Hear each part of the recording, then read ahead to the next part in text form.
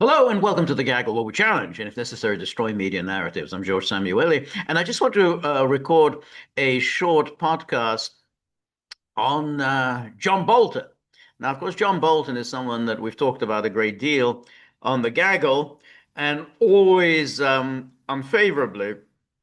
But as you know, the other day, the FBI raided the home of John Bolton in Maryland and apparently took away lots and lots of documents. And naturally, the mainstream media's response has been to accuse the Trump administration of vindictiveness, of politicizing the Justice Department, even though they never said anything of the sort in the days when the Justice Department was bringing criminal charges against Donald Trump. They brought the special counsel appointed by the Biden Justice Department, Jack Smith. He brought criminal charges against Donald Trump on charges of defrauding the United States because of his activities on January the 6th. And of course, they brought charges against Donald Trump under the Espionage Act, claiming that he had misappropriated classified material, even though he, as president, has the sole unique power to classify or declassify any documents he wants. But nonetheless, this bizarre criminal charge that was brought against Donald Trump, and that followed an FBI raid on his home at Mar-a-Lago, where, of course, they took away, countless documents. And when Trump and, of course, his supporters pointed out that these were all politically motivated prosecutions, then the media would report that these are without evidence. These claims are without evidence. But nonetheless, in the case of Bolton, they rush to accuse the Justice Department of politicization of the administration of justice and persecuting Donald Trump's political enemies. Now, as you know, John Bolton is the swampiest of the swampiest of the swampiest swamp creatures in Washington, D.C. He's been there since forever. He's held senior positions in Republican administrations, really going all the way back to Ronald Reagan in the 1980s. And of course, he is the most hawkish figure in Washington, and never, of course, having served in the military himself. That's always a given. The biggest hawks are always the ones who manage to avoid serving in the military themselves. But nonetheless, he is someone who has never seen a country that he didn't want to bomb. He has never seen a country that he didn't want to sanction. He has never seen a regime that he didn't want to change. And he has never seen any solution to anything other than lots of bombing, sabotage, terrorism, and the rest. Now, somewhat surprisingly, Donald Trump hired John Bolton to be his national security advisor during his first term. It's never really been explained why Trump did this, other than the usual explanation with Trump was that he saw him on Fox News. And of course, John Bolton has indeed been a regular on Fox News, or at least he was a regular prior to his appointment as National Security Advisor, then his firing as National Security Advisor, and then emerging as one of Trump's most vitriolic critics.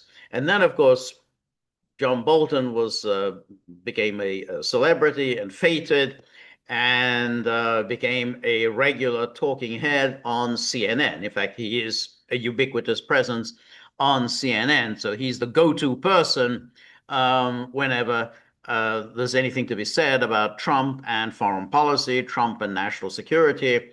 And so there's always Bolton. So Bolton really doesn't need Fox News anymore. He's got a platform at CNN. Now, we don't know exactly the reason for the raid on his home. The media have speculated that it all goes back to those memoirs that he wrote about his years as national security advisor during Trump's first term.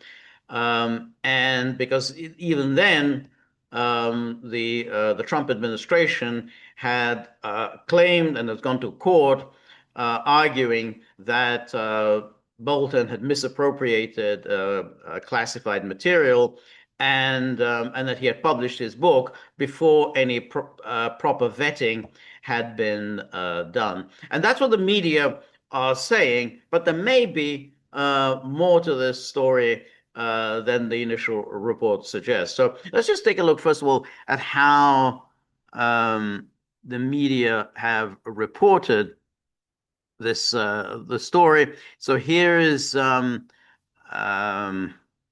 the New York Times, and then it says here that Bolton investigation linked to overseas intelligence. So that's already quite interesting, and that's where there might be a rather fascinating angle to this, that the misappropriation of classified material, if indeed it happened, one should at the same time give Bolton the benefit of the doubt, the kind of benefit that he, of course, would never extend to anyone else. But nonetheless, a raid is not yet an accusation. It's not yet an indictment.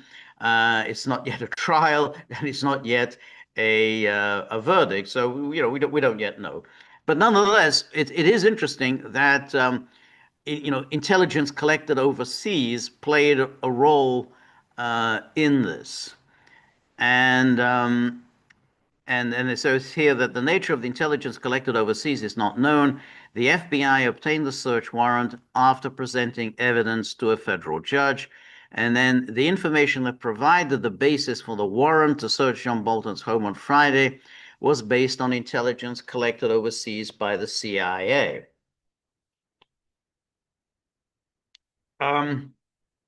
So that is kind of unusual. So that goes beyond issues involving his misuse of classified material, whether he took classified material home, or whether he shared classified material with other people, or whether he kept classified material and never returned it, or whatever. But the fact that intelligence gathered from overseas played a role here would suggest that there's something a little more serious and nefarious going on. So anyway, it says Ratcliffe, the CIA director, provided Kash Patel, the FBI director, with limited access to the intelligence. It involved the mishandling of classified material by Mr. Bolton. But obviously it has to be more than that, because then why would the CIA be involved? And then it says the search of the home and office of Mr. Bolton, who was national security advisor during President Trump's first term, was a major escalation of a long-running inquiry into whether he collected or leaked sensitive national security information, law enforcement officials said. The nature of the intelligence collected overseas is not known. The FBI obtained the search warrant after presenting evidence to a federal judge. And then the CIA is prohibited from by law, I don't think they mean from law, by law, from collecting intelligence on Americans, a legal restriction the agency takes seriously because of the abuses exposed by the Church Committee in the 1970s. But the CIA regularly collects information on foreign governments, particularly adversarial countries. When information on Americans is collected during those espionage operations, there are safeguards on who can see or review that information. So now you begin to see something. The CIA is obviously spying on other governments, and not just adversarial governments, but on all governments. The CIA spies on the British, it spies on the Germans, um, and of course he spies on the Israelis, and therefore would know quite a lot about what Israel is up to. And therefore, you kind of wonder with which governments was Bolton in I don't know whether in contact is quite the right word. With which governments was Bolton sharing classified material? Again, we don't know if it did that, but it's possible that that's what the issue is about. That the CIA knew that he had shared classified material with foreign governments, and of course, one doesn't have to speculate too much as to which government that is likely to be in the case of John Bolton. But there are procedures to share that information with law enforcement when officials believe an investigation could be warranted. And then here's the NBC News report. FBI searches former National Security Advisor John Bolton's home and classified records case, and the CIA Director John Ratcliffe provided Kash Patel the intelligence that was the basis of the search warrant used by federal investigators to raid Mr. Bolton's home and office. The intelligence, the source said, involved what was alleged to be mishandling of classified material. Again, same stuff. And then the search began at 7 a.m. But then it says here that the search was related to a criminal investigation that began during the Biden administration that did not go further at the time. That's not correct. The criminal investigation began during Trump's first term, but then the Biden administration terminated it. And this is correct what it says here, that during the first Trump administration, the Department of Justice investigated Bolton over classified information and unsuccessfully pursued legal action to stop the publication of his memoir and keep him from getting money from it. But in 2021, during the Biden administration, the Justice Department, Bolton's attorney, informed the federal judge that the government was dropping its civil case against Bolton over his book. NBC News also reported at the time that the department had closed a criminal investigation into Bolton. Prior to the book's publication, the Trump-era Justice Department sued Bolton, arguing that he had violated pre-publication review requirements by moving ahead without the final written clearance, a process meant to ensure that no classified information was disclosed. Initially, the department sought to block the book's release entirely. When that failed, the administration continued its legal campaign, attempting to recover all profits Bolton earned from the book and claiming he had breached contractual obligations related to his security clearance. That effort also failed in court.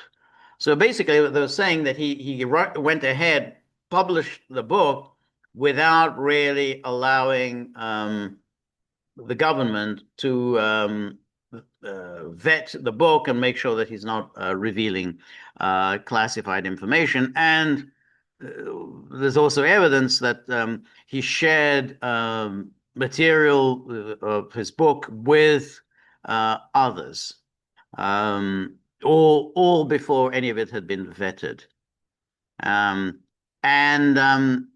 So that's the way that the media have so far presented it. That all goes back to the problems that he had with the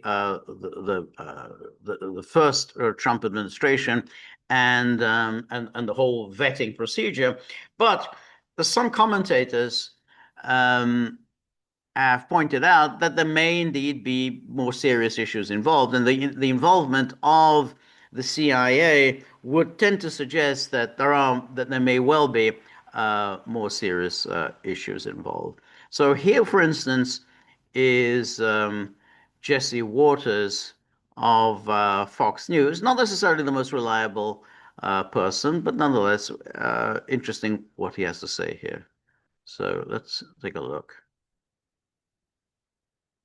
My sources are telling me that this guy is bad. And it's not just a book, and it's not about classified documents. There was something pretty gnarly that he was into.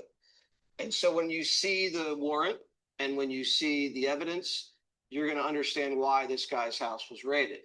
Could have been an international situation, could have been treasonous. I don't know. I'm only speculating, but I was warned off of this being just about classified documents for his stupid book. And we know it's not about revenge. They wouldn't go after this guy the way they're doing it if it was just a tit for tat. So I can't tell you what they are looking for, but it looks pretty damning. That's what I'm hearing. And they All right, so that's Jesse Waters.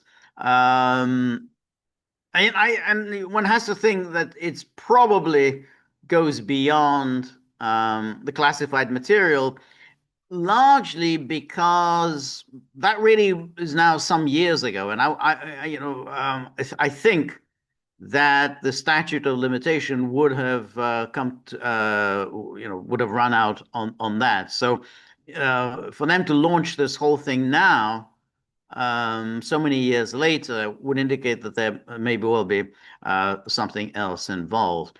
So now let's take a look at what Professor Jonathan Turley had to say. Closet. They went through her drawers. It can be very intrusive, but I know when you're the FBI and you're looking for any evidence, you have to look everywhere. He's been accused of using classified information in his book that he wrote in 2020. Do you know what was in that book? What classified information he wasn't supposed to share? Yeah, that's what is intriguing here, because these are long-standing allegations that the book indicated or referenced classified material that he may have acquired when he was in the administration. We're not clear as to what that is, but it would suggest that it could be national defense information. The reason that's important is that creates a heightened potential penalty. So you can have penalties that range from 5 to 20 years. 20 years tends to be the census for concealing information, obstructing justice. Simply having classified information can weigh in at about 10 years. And there are often multiple counts because each of those documents can be charged separately.